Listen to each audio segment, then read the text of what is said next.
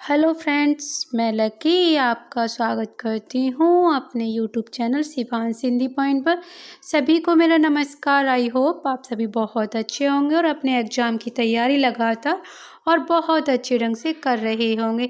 Friends, आज की class बहुत ही महत्वपूर्ण है। आप सभी से रिक्वेस्ट है क्लास को पूरा ज़रूर देखिएगा, क्योंकि ये बहुत ही महत्वपूर्ण प्रश्नावली है। ऐसा कोई एग्ज़ाम नहीं है यहाँ से प्रश्न ना आए हों। और महत्वपूर्ण ये इसलिए है कि प्रश्न एक होगा, लेकिन उसके तुम्हें कम से कम 4 प्रश्न देखने के लिए मिल जाएंगे। तो पहले आप क्लास को पूरा देखिएगा और उसके बाद ये डिसाइड कीजिएगा कि क्लास आपके काम की थी या नहीं थी। आज का पहला प्रश्न है, गौड़ीय संप्रदाय के संस्थापक हैं हरिदास निरंजनी, 2 लालदास, 3 हित हरिवंश, 4 चैतन्य महाप्रभु। तो पहले तो इसका राइट आंसर है चैतन्य महाप्रभु। बात करें अन्य की तो लालदास का है लाल पंथ, लाल को लाल से रिलेट कर लीजिएगा। स्वामी हरिदास का सखी अटट्टी संप्रदाय और हित हरिवंश का राधा वल्लभ संप्रदाय। एक बार फिर देख लीजिए, हरिदास निरंजनी का सखी संप्रदाय, लालदास का है लाल पंथ और हित हरिवंश का है राधा वल्लभ संप्रदाय। नेक्स्ट प्रश्न है, रहीम किसके दरबारी कवि थे? ए पृथ्वीराज, 2 अकबर, 3 रतन सेन और 4 राजा भोजराज। तो फ्रेंड्स, रहीम थे अकबर के दरबारी कवि। किसके दरबारी कवि थे? अकबर के दरबारी कवि थे। रहीम दास का अगर वास्तविक नाम की बात करें तो इनका पूरा नाम था अब्दुल रहीम खान खाना। क्या था? अब्दुल रहीम खान खाना। इनके पिता का नाम क्या था? बैरम खां। ये बैरम खां के पुत्र थे, जो कि अकबर का संरक्षक और मुगल सेना के सेनापति थे। और रहीम मुगल दरबार के 9 नवरत्नों में शामिल थे। तो ये प्रश्न बन सकता है कि नवरत्नों में शामिल लेखक कौन सा है अकबर के दरबार में? तो वो रहीम दास जी हैं। प्रश्न 3 है, राग गोविंद के रचयिता का नाम बताइए। ए सूरदास, 2 नंददास, 3 रैदास और 4 मीराबाई। तो फ्रेंड्स, ये है राग गोविंद कृति है मीराबाई जी की। बात करें मीराबाई जी की तो महत्वपूर्ण कृतियाँ मैं बता देती हूँ। नरसिंह जी का मायरा, नरसिंह जी का मायरा, साथ ही साथ गीत गोविंद का टीका, मलार, राग, मीरा की गरीबी, रुक्मणी मंगल, ये सभी की सभी रचनाएं ऐसी हैं जो एग्जामों में पूछी जाती हैं। प्रश्न 4 है, कबीर परिचय के रचयिता का नाम क्या है? ए नावादास, 2 अनंतदास, 3 धर्मदास और 4 सुंदरदास। तो फ्रेंड्स, कबीर परिचय के लेखक हैं अनंत दास। कौन है? अनंत दास। नावादास की रचना है अष्टायाम, जिसमें राम जी की संपूर्ण दिनचर्या का वर्णन है। नावादास की रचना का क्या नाम है? अष्टायाम। और अष्टायाम की किस भाषा में लिखी गई है? अवधी भाषा में लिखी गई है। किस भाषा में लिखी गई है? अवधी भाषा में। अगर बात करें सुंदरदास की रचना की तो इनकी रचना है ज्ञान समुद्र, ज्ञान समुद्र। और इनकी दूसरी भी रचना है सुंदर विलास।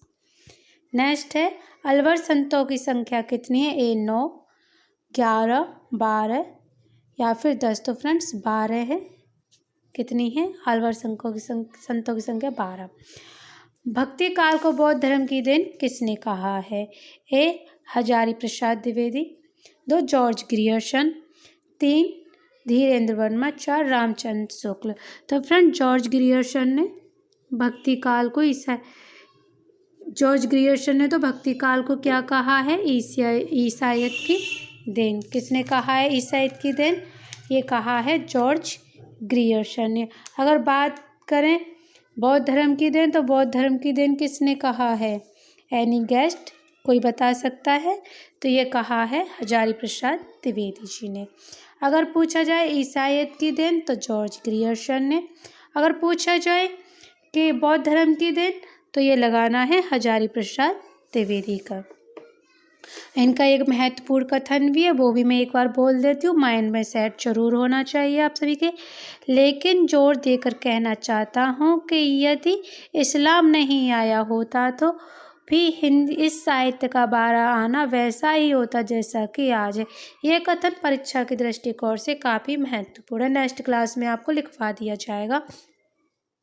प्रश्न 7 है, भक्ति काल का प्रारंभ कहाँ से माना जाता है? ये पूर्वी भारत, 2 दक्षिणी भारत, 3 उत्तरी भारत या फिर पश्चिमी भारत। तो फ्रेंड्स ये माना जाता है दक्षिणी भारत से। कहाँ से माना जाता है? दक्षिणी भारत से स्वीकार किया जाता है। नेक्स्ट प्रश्न है, ब्रज भाषा का सबसे प्राचीन ग्रंथ कौन सा है? प्राकृत व्याकरण, 2 महाभारत कथा, 3 है हरिश्चंद्र पुराण और 4 पर है हरिवंश पुराण। तो फ्रेंड्स ये है प्राकृत व्याकरण। क्या है? प्राकृत व्याकरण।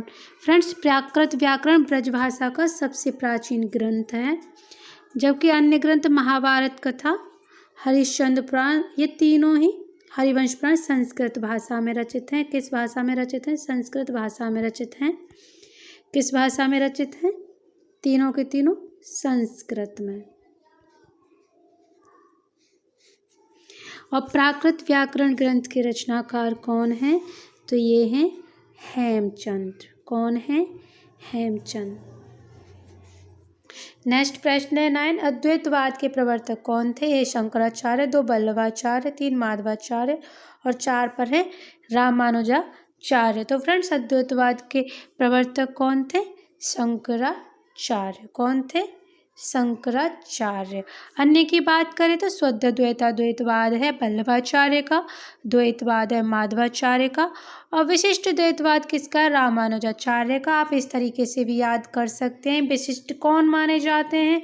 यानी कि सबसे श्रेष्ठ रामानुजाचार्य।